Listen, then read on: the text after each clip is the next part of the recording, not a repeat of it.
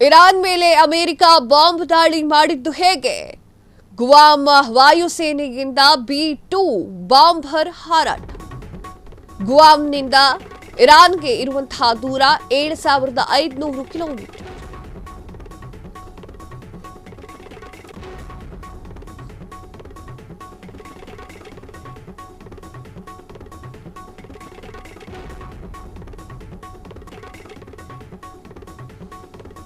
Iran ಮೇಲೆ America bomb ದಾಳಿ ಮಾಡಿದ್ದು ಹೇಗೆ?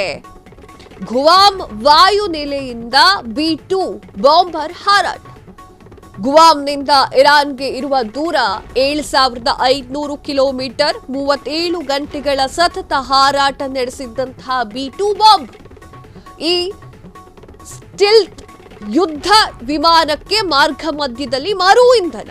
ಬೋಯಿಂಗ್ KC-46 ಪೆಗಾಸಸ್ ವಿಮಾನ ಮೂಲಕ ಮರು ಇಂಧನ ಕೂಡ ಹಾಕಲಾಗಿದೆ. ಈಗ ಯುದ್ಧ ಶುರುವಾಗಿದೆ. ಇಸ್ರೇಲ್ ಹಾಗೂ ಇರಾನ್. ಇಸ್ರೇಲ್ ಪರವಾಗಿ ಅಮೆರಿಕ ನಿಂತುಕೊಂಡಿದೆ. ಅಮೆರಿಕ B-2 ವಿಮಾನವನ್ನ ಬಾಂಬರ್ ಅನ್ನ ಹಾಕಿದೆ. ಈ ಒಂದು ನಿಟ್ಟಿನಲ್ಲಿ ಅಮೆರಿಕ ಇಸ್ರೇಲ್ನ ಪರವಾಗಿ ನಾವು ನಿಂತಿದ್ದೇವೆ ಅಂತ ಹೇಳಿ ರಾಜಾರೋಷವಾಗಿ ಹೇಳ್ಕೊಂಡಿದೆ. ಈ ಮಧ್ಯೆ ಆ ಒಂದು ಬಾಂಬರ್ ಅನ್ನ ಅಷ್ಟು ಎತ್ತರಕ್ಕೆ ಹೇಗೆ ತೆಗೆದು ಹೋಗೋಕೆ ಸಾಧ್ಯ ಆಯ್ತು? ಆ ಬಾಂಬರ್ನ ವಿಶೇಷತೆ ಏನು? ಆ ಬಾಂಬರ್ನ ಯೂಸ್ ಮಾಡ್ಲಿಕ್ಕೆ ಕಾರಣ ಏನು ಅನ್ನೋದನ್ನೆಲ್ಲ ನೋಡ್ತಾ ಬರೋಣ.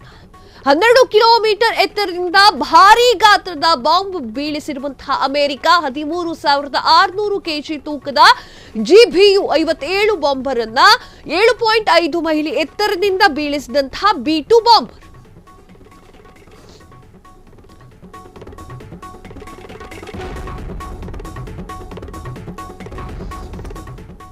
ಹನ್ನೆರಡು ಮೀಟರ್ ಎತ್ತರದಿಂದ ಭಾರೀ ಗಾತ್ರದ ಬಾಂಬ್ ಬೀಳಿಸಿರುವಂತಹ ಅಮೆರಿಕ 13,600 kg ತೂಕದ GBU-57 ಬಾಂಬರ್ ಅನ್ನ 7.5 ಮೈಲಿ ಎತ್ತರದಿಂದ ಬೀಳಿಸಿದಂತಹ B-2 ಬಾಂಬರ್. ಆ ಬಳಿಕ ನಿಗದಿಪಡಿಸಲಾಗಿರುವಂತಹ ನ್ಯೂಕ್ಲಿಯರ್ ಕೇಂದ್ರಕ್ಕೆ ಅಪ್ಪಳಿಸಿದಂತಹ ಬಾಂಬು ಭಾರೀ ಗಾತ್ರದ ಬಾಂಬ್ ಆಗಿದ್ದರಿಂದ ಅತಿ ಎತ್ತರದಿಂದ ಬೀಳುವಾಗ ಅತಿ ವೇಗದಿಂದ ನ್ಯೂಕ್ಲಿಯರ್ ಕೇಂದ್ರಗಳ ಮೇಲೆ ಅಪ್ಪಳಿಸಿದೆ. ಈ ವೇಳೆಯಲ್ಲಿ 60 ಕಿಲೋಮೀಟರ್ ಭೂ ಆಳದೊಳಕ್ಕೆ ಅಪ್ಪಳಿಸಿದಂತಹ ಬಾಂಬ್. 60 ಕಿಲೋಮೀಟರ್ ಭೂ ಆಳದೊಳಗೆ 60 ಮೀಟರ್ ಭೂ ಆಳದೊಳಕ್ಕೆ ಅಪ್ಪಳಿಸಿದಂತಹ ಬಾಂಬ್. ನ್ಯೂಕ್ಲಿಯರ್ ಕೇಂದ್ರವನ್ನ ಭೂಮಿಯ ಕೆಳಗೆ ಸ್ಥಾಪಿಸಿಕೊಂಡಿದೆ ಅಂತ ಹೇಳಿ ಇಸ್ರೇಲ್ ಅಮೆರಿಕ ಹೇಳುತ್ತೆ. ಇರಾನ್ ನ್ಯೂಕ್ಲಿಯರ್ ಅಣುಸ್ಥಾವರವನ್ನ ಭೂಮಿಯ ಕೆಳಗಡೆ ಸ್ಥಾಪನೆ ಮಾಡಿದೆ, ಅದರಿಂದ ನಮಗ್ ಭಯ ಆಗ್ತಾ ಇದೆ, ಹೇಗಾದ್ರೂ ಮಾಡಿ ಆ ಒಂದು ಅಣುಸ್ಥಾವರವನ್ನ ಧ್ವಂಸಗೊಳಿಸಿ ಅಂತ ಹೇಳಿ ಅಮೆರಿಕದ ಹತ್ರ ಇಸ್ರೇಲ್ ಹೋಗಿ ಕೇಳಿದಾಗ ಅಮೆರಿಕ ಅದಕ್ಕೆ ಒಪ್ಕೊಳ್ಳುತ್ತೆ. G7 ಶೃಂಗಸಭೆಯಿಂದ ತರಾತುರಿಯಲ್ಲಿ ಡೊನಾಲ್ಡ್ ಟ್ರಂಪ್ ತಮ್ಮ ದೇಶಕ್ಕೆ ಬರ್ತಾರೆ. ಅಲ್ಲಿರುವಂತಹ ರಾಜಕೀಯ ವ್ಯಕ್ತಿಗಳು ಡೊನಾಲ್ಡ್ ಟ್ರಂಪ್ ಪರವಾಗಿ ಮಾತನಾಡ್ತಾರೆ. ಏನು ಅಂತ ಯುದ್ಧ ನಿಲ್ಲಿಸೋಕೆ G7 ಶೃಂಗಸಭೆಯನ್ನ ಮಧ್ಯಕ್ಕೆ ಮೊಟಕುಗೊಳಿಸಿ ಡೊನಾಲ್ಡ್ ಟ್ರಂಪ್ ಬಂದಿದ್ದಾರೆ ಅಂತ. ಆದ್ರೆ ಡೊನಾಲ್ಡ್ ಟ್ರಂಪ್ ಅವರ ಐಡಿಯಾ, ಥಿಂಕಿಂಗ್ ಸ್ಟೈಲ್ ಬೇರೆ ಇತ್ತು. ಏನಪ್ಪ ಬೇರೆ ಇತ್ತು ಅಂತಂದ್ರೆ ಇಸ್ರೇಲ್ ಜೊತೆಗೂಡುವುದಕ್ಕೆ ಇತ್ತು. ಆ ಒಂದು ಕಾರಣಕ್ಕೆ ಅಣುಸ್ಥಾವರವನ್ನ ಧ್ವಂಸಗೊಳಿಸಲಿಕ್ಕೆ ಯಾವಾಗಲೂ ಕೂಡ ಬಳಕೆಯೇ ಮಾಡದಂತಹ, ಎಲ್ಲೂ ಕೂಡ ಬಳಕೆ ಮಾಡದೇ ಇರುವಂತಹ ಒಂದು ವಿಮಾನವನ್ನ ಕಳಿಸ್ತಾರೆ. GBU-57 ಬಾಂಬರ್ಗಳನ್ನ ಕಳಿಸ್ತಾರೆ. 12 ಕಿಲೋಮೀಟರ್ ಎಲ್ಲಿಂದ ಕಳಿಸ್ತಾರೆ? ಅಮೆರಿಕದಿಂದ ಕಳಿಸ್ತಾರೆ. ಎಲ್ಲಿಗೆ ಕಳಿಸ್ತಾರೆ? ಇರಾನ್ಗೆ ಕಳಿಸ್ತಾರೆ.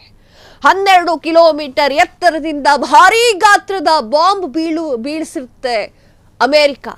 13,600 kg ತೂಕದ GBU-57 ಬಾಂಬರ್ಗಳನ್ನ 7.5 ಮೈಲಿ ಎತ್ತರದಿಂದ ಬೀಳಿಸಿದಂತಹ B-2 ಬಾಂಬರ್. ಎತ್ತರದಿಂದ ಬೀಳ್ತಾ ಇರೋದು ಹೇಗೆ ಬೀಳುತ್ತೆ, ಏನು ಎತ್ತ ಅಂತ ಹೇಳಿ ನಿಮಗೆ ಸ್ಕ್ರೀನ್ ಮೇಲೆ ತೋರಿಸ್ತಾ ಇದ್ದೀವಿ. ಕಂಪ್ಲೀಟ್ ಆಗಿ ನೋಡ್ಕೊಂಡ್ಬಿಡಿ ಅದನ್ನ. 7.5 ಮೈಲಿ ಎತ್ತರದಿಂದ ಆ ಒಂದು ಬಾಂಬ್ ಅನ್ನ ಬೀಳ್ಸೋಕ್ಕಾಗುತ್ತೆ. ಆ ಒಂದು ಬಾಂಬ್ ಅನ್ನ ಬೀಳ್ಸತ್ತೆ. ಆಗೇನಾಗುತ್ತೆ? ಎಲ್ಲ ಪುಡಿ ಪುಡಿ. ಇರಾನ್ನಲ್ಲಿರುವಂತಹ ಎಲ್ಲ ಅಣು ಸ್ಥಾವರಗಳು ಕೂಡ ಪುಡಿ ಪುಡಿ ಆಗುತ್ತೆ. 2 ಹಂತದಲ್ಲಿ 27 ಕ್ಷಿಪಣಿಗಳನ್ನ ಅಪ್ಪಳಿಸಿರುವಂತಹ ಇರಾನ್ನ ಭಾರೀ ದಾಳಿಗೆ ಇಸ್ರೇಲ್ನಲ್ಲಿ 11 ಮಂದಿಗೆ ಗಾಯ.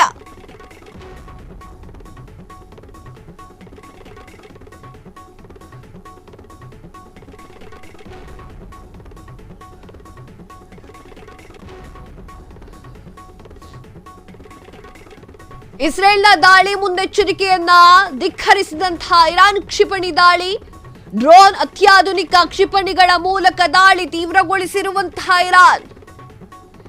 ಅಮೆರಿಕ ದಾಳಿ ಬೆನ್ನಲ್ಲೇ ಪ್ರತಿದಾಳಿ ತೀವ್ರಗೊಳಿಸಿರುವಂತಹ ಇರಾನ್ನ 11 ಕಡೆಯ ಮೇಲೆ ಇಸ್ರೇಲ್ನ 11 ಕಡೆಗಳ ಮೇಲೆ ಇರಾನ್ ಕ್ಷಿಪಣಿ ದಾಳಿ. 2 ಹಂತಗಳಲ್ಲಿ 27 ಕ್ಷಿಪಣಿಗಳನ್ನ ಅಪ್ಪಳಿಸಿರುವಂತಹ ಇರಾನ್ ಸುಮ್ಮನೆ ಕುತ್ಕೊಳ್ಳುತ್ತೆ ಅಂತ ನಿಮಗೆ ಅನ್ನಿಸ್ತಾ ಇದೆಯಾ? ಅಲ್ಲಿ ಅಮೆರಿಕ ಅಲ್ಲ, ಯಾರನ್ನೇ ಕರ್ಕೊಂಡು ಬಂದ್ರೂ ಕೂಡ ಇರಾನ್ ಸೈಲೆಂಟ್ ಆಗಿ ಕೂತ್ಕೊಳ್ಳೋದಿಲ್ಲ. ಇರಾನ್ ಮೊದಲೇ ಹೇಳಿದೆ, ಏನ್ ಹೇಳಿದೆ?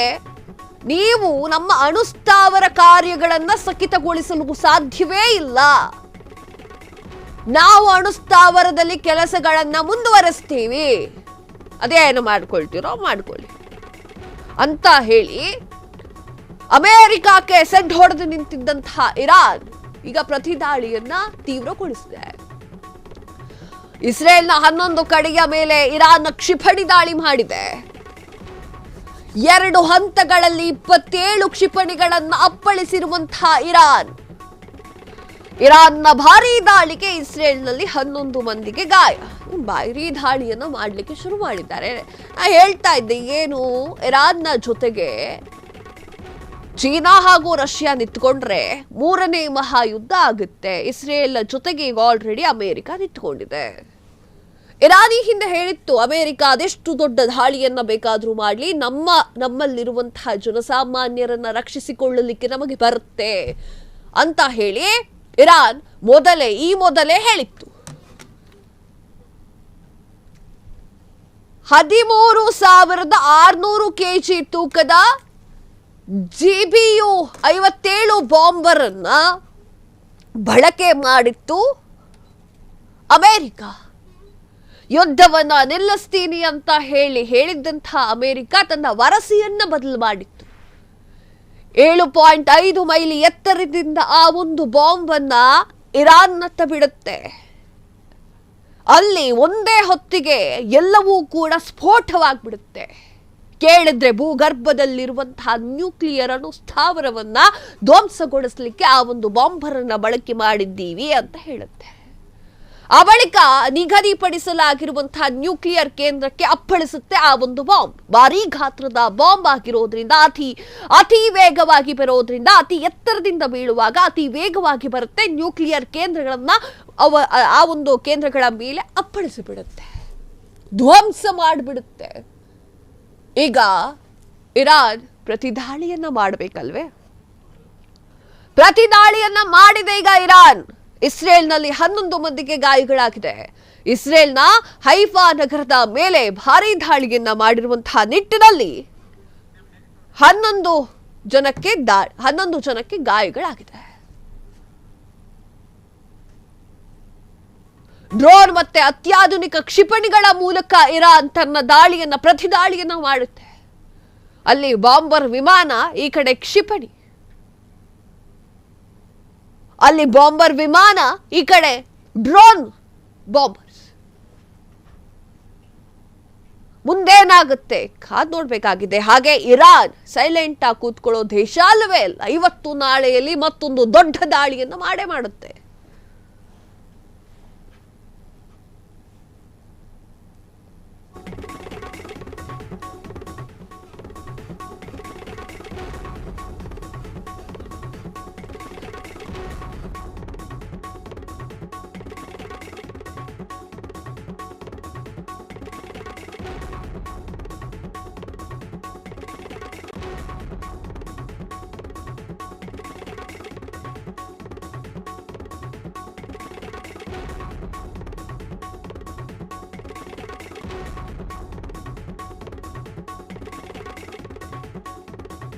ಅಮೆರಿಕದ ಮೇಲೂ ಇರಾನ್ ಪ್ರತಿದಾಳಿ ಸಾಧ್ಯತೆ ಬಂದಿದ್ದು ಯಾಕಂದ್ರೆ ಅಮೆರಿಕದಿಂದ ಆ ಒಂದು ಕಾರಣಕ್ಕೆ ಪ್ರಚೋದಿತ ಅಮೆರಿಕದ ದಾಳಿಗೆ ಪ್ರತಿಕಾರ ಸಾಧ್ಯತೆ.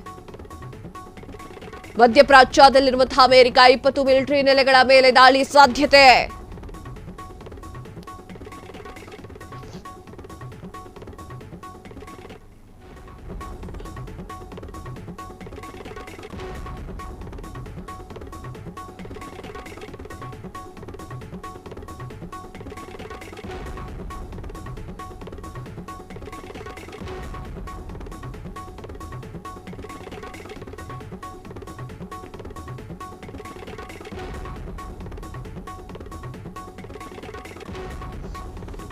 ಅಮೆರಿಕದ ಈ ಕಟ್ಟೆಚ್ಚರಿಕೆಗಳನ್ನು ತೆರವುಗೊಳಿಸಿದ ಬಳಿಕ ಇರಾನ್ ದಾಳಿ ಸಾಧ್ಯತೆ. ಅಮೆರಿಕದ ಮೇಲೂ ಕೂಡ ಇರಾನ್ ಪ್ರತಿ ದಾಳಿ ಸಾಧ್ಯತೆ. ಪ್ರಚೋದಿತ ಅಮೆರಿಕದ ದಾಳಿಗೆ ಪ್ರತಿಕಾರದ ಸಾಧ್ಯತೆ. ಮಧ್ಯಪ್ರಾಚ್ಯದಲ್ಲಿರುವಂತಹ ಅಮೆರಿಕದ 20 ಮಿಲಿಟರಿ ನೆಲೆಗಳ ಮೇಲೆ ದಾಳಿ ಸಾಧ್ಯತೆ. ಇರಾನ್ಗೆ ಹತ್ತಿರವಾಗಿರುವಂತಹ ಅಮೆರಿಕದ ಮಿಲಿಟರಿ ನೆಲೆಗಳ ಮೇಲೆ ದಾಳಿ. ಡ್ರೋನ್ ತನ್ನ ಯುದ್ಧ ದೋಣಿಗಳ ಮೂಲಕ ದಾಳಿಗೂ ಆಲೋಚನೆ. ಅಮೆರಿಕ ಯುದ್ಧ ನೌಕೆಗಳ ಮೇಲೆ ಇರಾನ್ ದಾಳಿ ಮಾಡುವ ಸಾಧ್ಯತೆ. ವೀಕ್ಷಕರೇ, ಇರಾನ್ ಸೈಲೆಂಟ್ ಆಗಿ ಕೂತ್ಕೊಳ್ಳುವಂತಹ ಒಂದು ದೇಶ ಅಲ್ಲವೇ ಅಲ್ಲ. ಅಮೆರಿಕ ಮಾಡಿರುವಂತಹ ಕೆಲಸಕ್ಕೆ, ಇಸ್ರೇಲ್ ಜೊತೆ ಸೇರಿಕೊಂಡಿರುವಂತಹ ಕೆಲಸಕ್ಕೆ ಅಮೆರಿಕವೂ ಕೂಡ ದಂಡವನ್ನು ತೆರಬೇಕಾಗಿರುವಂತಹ ಪರಿಸ್ಥಿತಿ ನಿರ್ಮಾಣವಾಗುತ್ತೆ. ಇರಾನ್ ಅಮೆರಿಕದ ಯುದ್ಧ ನೌಕೆಗಳ ಮೇಲೂ ಕೂಡ ದಾಳಿಯನ್ನ ಮಾಡಲಿಕ್ಕೆ ಮುಂದಾಗತ್ತಾ ಅನ್ನುವಂತಹ ಡೌಟ್ ಈಗ ಬರ್ತಾ ಇದೆ. ಸದ್ಯಕ್ಕೆ ಸುಮ್ಮನಿರುವಂತಹ ಇರಾನ್ ಅಮೆರಿಕದತ್ತ ಚಿತ್ತವನ್ನ ನೆಟ್ಟುತ್ತಾ ಅಂತ. ಯಾಕಂದ್ರೆ ಹೆಲ್ಪ್ ಮಾಡ್ತಾ ಇರೋದು ಯಾರು? ಇಸ್ರೇಲ್ಗೆ ಅಮೆರಿಕದ ಆ ಒಂದು ಏನ್ ಹೇಳ್ತಾರೆ, GBU 57A ಆ ಒಂದು ಬಾಂಬರ್ ಅನ್ನ ತೆಗೆದುಕೊಂಡು ಬಂದು ನಿಲ್ಲಿಸದೆ ಹೋಗಿದ್ರೆ, ಅದರಿಂದ ಇರಾನ್ಗೆ ದಾಳಿ ಮಾಡದೆ ಹೋಗಿದ್ದೆ ಇಸ್ರೇಲ್ ಪರಿಸ್ಥಿತಿ ಈಗ ಸರಿ ಇರ್ತಾ ಇರಲಿಲ್ಲ. ಇರಾನ್ಗೆ ಹತ್ತಿರವಾಗಿರುವಂತಹ ಅಮೆರಿಕದ ಮಿಲಿಟರಿ ಸೈನ್ಯ ಡ್ರೋನ್ ತನ್ನ ಯುದ್ಧ ದೋಣಿಗಳ ಮೂಲಕ ದಾಳಿಗೂ ಕೂಡ ಆಲೋಚನೆಯನ್ನ ಮಾಡಿದೆ. ಅಮೆರಿಕದ ಯುದ್ಧ ನೌಕೆಗಳ ಮೇಲೆ ಇರಾನ್ ದಾಳಿ ಮಾಡುವಂತಹ ಸಾಧ್ಯತೆಗಳು ಕಂಡು ಬರ್ತಾ ಇದೆ. ಸದ್ಯಕ್ಕೆ ಸುಮ್ಮನಾಗಿ ಪರಿಸ್ಥಿತಿ ತಿಳಿಗೊಂಡ ಬಳಿಕ ದಾಳಿ ಸಾಧ್ಯತೆಗಳು ಕೂಡ ಕಾಣಸಿಗ್ತಾ ಇದೆ. ಆಗ್ಲೇ ಹೇಳ್ತಾ ಇದ್ದೆ ನಾನು, ಇರಾನ್ ಜೊತೆಗೆ ರಷ್ಯಾ ಹಾಗೂ ಚೀನಾ ಸೇರ್ಕೊಳ್ತು ಅಂತಂದ್ರೆ 3ನೇ ಮಹಾಯುದ್ಧವನ್ನ ತಪ್ಪಿಸಲಿಕ್ಕೆ ಸಾಧ್ಯ ಇಲ್ಲ. ಅಮೆರಿಕ ಶತಾಯ ಗತಾಯ ಇಸ್ರೇಲ್ ಜೊತೆಗಿದೆ. ಶಾಂತಿ ಒಪ್ಪಂದವನ್ನ ಮಾಡಿಸ್ತೀನಿ ಅಂತ ಹೇಳಿ ಒಳಗೆ ಕುತಂತ್ರವನ್ನ ತೋರಿದೆ. ಇನ್ನೊಂದು ವಿಚಾರ ಹೊರಗೆ ಬಂದಿದೆ. ಇನ್ನಾದ್ರೂ ಇರಾನ್ ಶಾಂತಿ ಸ್ಥಾಪನೆ ಮಾಡಲಿ, ಇಲ್ಲವಾದ್ರೆ ಭವಿಷ್ಯದಲ್ಲಿ ದಾಳಿ ಭಾರಿ ಪ್ರಮಾಣದಲ್ಲಿ ಇರುತ್ತದೆ ಅಂತ ಹೇಳಿ ಮತ್ತೆ ಟ್ರಂಪ್ ಅವರು ಭಾಷಣದಲ್ಲಿ ಹೈಲೈಟ್ ಮಾಡಿದ್ದಾರೆ. ಅಮೆರಿಕ ಈಗ ವಾರ್ನಿಂಗ್ ಕೊಟ್ಟಿದೆ. ಇದು ಇನ್ನೂ ಕೂಡ ಕೆರಳುವಂತಹ ಪರಿಸ್ಥಿತಿ ನಿರ್ಮಾಣವಾಗುವಂತೆ ಮಾಡಿದೆ, ಕೆರಳಿಸಿದೆ. ಇರಾನ್ನ ಮತ್ತಷ್ಟು ಕೆರಳಿಸಿದೆ. ಇರಾನ್ ಮೇಲೆ ರಾತ್ರೋರಾತ್ರಿ ನಡೆಸಿರುವಂತಹ ದಾಳಿಯ ಬಗ್ಗೆ ಅಮೆರಿಕದ ಡೊನಾಲ್ಡ್ ಟ್ರಂಪ್ ಮಾತನಾಡಿದ್ರು. ಇರಾನ್ನ ಪರಮಾಣು ಸ್ಥಾವರದ ಮೇಲೆ ಅಮೆರಿಕ ನಡೆಸಿರುವಂತಹ ವೈಮಾನಿಕ ದಾಳಿ ಯಶಸ್ವಿಯಾಗಿದೆ ಅಂತ ಅವರು ಹೇಳಿದ್ರು. ಈ ವಿಚಾರವಾಗಿ ಇರಾನ್ ಪ್ರತಿದಾಳಿಯನ್ನು ಕೂಡ ಮಾಡಿತ್ತು. ಯಾರ ಮೇಲೆ? ಇಸ್ರೇಲ್ ಮೇಲೆ. ಮಧ್ಯಪ್ರಾಚ್ಯದಲ್ಲಿರುವಂತಹ ಅಮೆರಿಕದ 20 ಮಿಲಿಟರಿ ಮೇಲೆ ದಾಳಿ ನಡೆದಿದೆ. ಇರಾನ್ಗೆ ಹತ್ತಿರವಾಗಿರುವಂತಹ ಅಮೆರಿಕ ಮಿಲಿಟರಿಯ ನೆಲೆ ಮೇಲೂ ಕೂಡ ದಾಳಿ.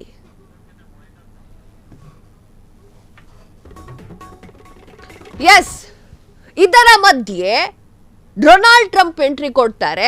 ಎಂಟ್ರಿ ಕೊಟ್ಟು ಅವರ ಭಾಷಣದಲ್ಲಿ ಒಂದಿಷ್ಟು ಪಾಯಿಂಟ್ಗಳನ್ನು ಹೈಲೈಟ್ ಮಾಡ್ತಾರೆ. ಯಾವೆಲ್ಲ ಪಾಯಿಂಟ್ಗಳನ್ನು ಹೈಲೈಟ್ ಮಾಡ್ತಾರೆ ಅಂತಂದ್ರೆ, ಇರಾನ್ನ ಪರಮಾಣು ಕಾರ್ಯಕ್ರಮವನ್ನ ನಿಲ್ಲಿಸುವುದು ನಮ್ಮ ಗುರಿಯಾಗಿತ್ತು ಅಂತ ಹೇಳಿ, ಜಗತ್ತಿನ ನಂಬರ್ 1 ಭಯೋತ್ಪಾದಕ ರಾಷ್ಟ್ರವು ಅಣುಬಾಂಬ್ ತಯಾರಿಕೆಯನ್ನ ತಡೆಗಟ್ಟುವುದು ಮುಖ್ಯವಾಗಿತ್ತು ಅಂತ ಹೇಳಿ ಟ್ರಂಪ್ ಉದ್ದುದ್ದ ಭಾಷಣವನ್ನ ಮಾಡಿದ್ದಾರೆ.